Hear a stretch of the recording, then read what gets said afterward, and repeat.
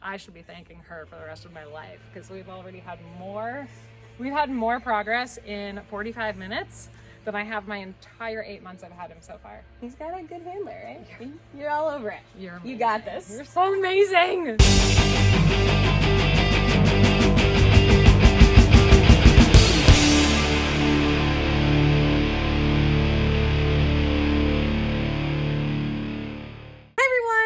From Doggy U, and today we're here with Nikki Delventhal and her dog Camper, who's hiding back there. Hey buddy, look at you. And they live in their 2006 Prius. They travel all over the country together, and today we're going to talk a little bit about what it's like to live on the road with your dog.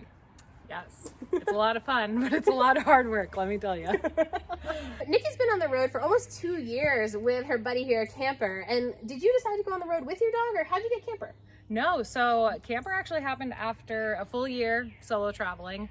I was traveling across the country and stopped to stretch my legs and go on this 4-mile hike I had known about. It was literally in the middle of nowhere in the desert. I think nearest town was maybe 25 miles at least. All of a sudden, Camper's chasing after my car, jumps in my lap, and I was like, oh God, wow. And then he followed me on this hike for 4 miles there and back. I mean, I did feed him and give him water, so that's good incentive, but I'm pretty sure there was a connection. And yes. Yeah, we just came back down and he just like got right back into the car, and I immediately started crying my eyes out. I was like, I can't leave him here. So I took him and, did all the due diligence to make sure he didn't have an owner, shelters, vet, onboarding, period of waiting time, making sure everyone knew. And he's been with me ever since. Pretty sure this guy has been to more states in the United States than most people. That's what I always say about my dogs too. Yeah. They've been to like 40 something states or something like that. I'm like, he's been to both coasts, he's seen the desert, he's been to this place. Like he's got such a good life, but I will say it's very, very hard when it comes to management and training. So I'm so excited. So I'm here working a little bit with Camper on some like basic adventure dog behaviors that we'll be working on over time, and Nikki's gonna be working really hard on. So and she's doing awesome, and Camper's so cool. So we'll maybe do an update further along with that. Yeah, we're just gonna follow her for months. She's gonna be like, what is that Prius doing behind us? We're gonna meet up again on the road because we're both big travelers. Hey everyone, I wanted to pause here for a minute to tell you about the Doggy U community. If you're interested in learning more about training your dog, whether it's for adventures, obedience, or service dog training, the Doggy U Patreon community gives you access to private training videos, how-tos, and bonus content that you're not going to get anywhere else. There's even a series of exclusive videos already posted of how we're training Camper to be the best adventure dog he can be. Doggy U members also get access to our monthly Q&A, where I answer your training questions live every month. Elite members even have the option to get troubleshooting help and video review and feedback of your specific training sticking points. Not only does the Patreon community support this channel, but you get a community of individuals who love to work, train, and travel with their pups. All right, let's get back to it. So if you were on the road without a dog, what changed once you started being on the road with a dog? Everything, like my decision making, where I went, how I went, where I could go. Literally my whole life changed the second I picked up Camper, for the good, and maybe a little more complicated obviously, but yeah, challenges for sure. There's challenges, but it's also like now I have my adventure buddy, we hike everywhere together. It's just so rewarding and it's so amazing. But I would say that like the biggest changes were just, okay, where am I gonna go now? Mm-hmm. And what is Camper gonna love? Yes, yes. Or like now dog parks make me more excited. Now I just want to find the best dog parks in the country. Yeah. And the best hikes and like water they can play in. Yes. Yeah. We were just in Mammoth and Mammoth Caves, and I was like, oh, it's so fun. We found a river, and now she can play in the river. And yeah, it just changed. Like seeing it through their eyes was so fun. Yeah, and I feel like my spirit animal might be a dog. Like I feel like I'm always like, oh, I just want to get in the water. Oh, I want to run around, and I'm not sniffing people's butts, but like maybe I am. But I feel like a dog changes your life, and it's 100% for the better. And wow, it's just changed. Like everything is different. Yeah, everything. How, as far as like living in the car with Camper, like logistically, like where do you put all his stuff, and like does he sleep like cuddled up next to you, or what do you do? That was the biggest change. Yeah. So once I got Camper, I decided, wow, I have to change my rig. So I literally changed my whole rig. Originally, I just had the full-size mattress, and I did take out the back seats after a year. But then once I got Camper, I was like, wow, I'm also a crazy dog mom who buys all the toys, all the treats. Like literally, he has more stuff than me. Yes. So the roof box and I ripped out my front seat. So now I don't have a front seat. Oh. And I tricked the car into thinking that the seat was still there. So now I have this little box, and above it is all of camper stuff, and then this platform, and then I made him a custom dog bed that goes on top of that. So of course now he has his own camper's corner. Wow, we are in good company with crazy dog people. Yeah. I mean, so that's his area at night. Like, he likes to sleep there. He chooses. And then during the day, I have another dog bed that I put on top of here when we're driving. And okay. Yeah. Nice. Very nice. Yeah, so he has 3 beds. And I have 1.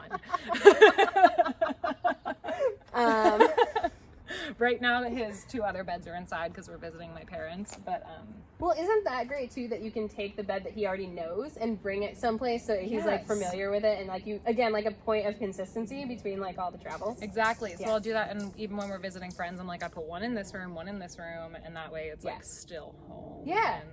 And he's been responding so well. Yeah, and that's like I have a crate for my dog, and I have to, with my job as a guide dog trainer, I have to go to a bunch of different hotel rooms, and as long as I put her specific crate in the hotel room, she's like, all right, this is home for the night, we're good. Yes. Yeah, like those bits of consistency you can provide on the road are so important. Yeah. Wow, that's huge. What a good tip. Yeah, I didn't even realize that's something that I did, and now I'm like, wow, I would tell people to do that. It's good. It's a good thing I do. Still need you. You guys, Laura, this is so new to me. So like, I had never had my own dog before. So I am just like learning as I go, like right there, right now, trying to figure it out. So like, I just have a ton of questions just about living in my car with my dog. Like, I don't know if I'm doing things right. And like, that just reinforced, yes, I did something right. Yes. But, yeah. Your tips are so amazing. So like, make sure I'm not missing anything here. Well, one of the things like is important for your dog is like you want to have some baseline behaviors. Like most people who are traveling, you need to have a good stay. You want to have like some semblance of walking nicely on a leash, especially if like you're going into town and you want to like meet up with friends and go to a brewery and maybe a couple breweries, and having a dog that'll be able to like relax next to you. And like some of the behaviors that you want aren't necessarily like traditional obedience behaviors, but just like creating a well-behaved dog. And that's all about like reinforcing the behaviors you like and like noticing them when they're happening. So like making sure that if your dog's being really nice laying next to you at the brewery, you're rewarding that. Like you're giving them pets or, verbal cue, like that they're doing a good job, or reinforcing with a little bit of food in there so that they know that they're doing the right thing. And then doing what you do, which is like making sure they get enough exercise to be able to be like stable, calm dogs when you need them to be. Yeah.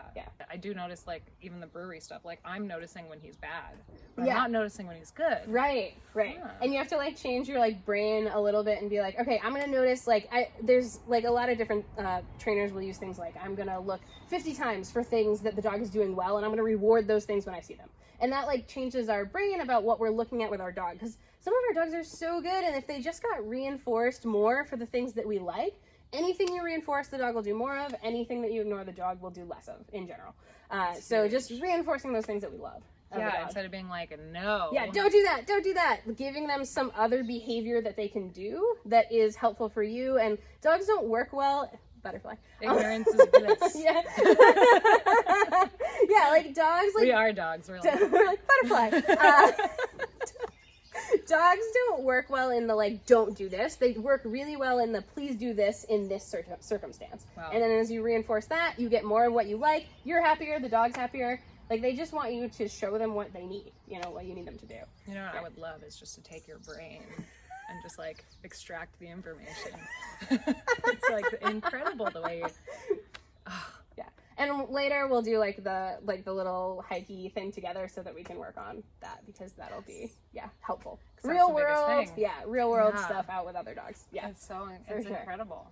But there's so much you can just work on, like even in your car, like putting them in a stay at the edge of the car, having them come back and forth, and like getting out here, putting your gear away, all of that while you're practicing your stay. Like incorporating your obedience into everyday life is so important. You can use that as a training opportunity, right? Yeah. Like, because like if you were in a house, like I always tell people, like while you're cooking pasta, do a little training, like while the water's boiling. But in your car, it's like, okay, you're doing some setup, you're setting up a tent, whatever. You practice doing some obedience while you're doing that.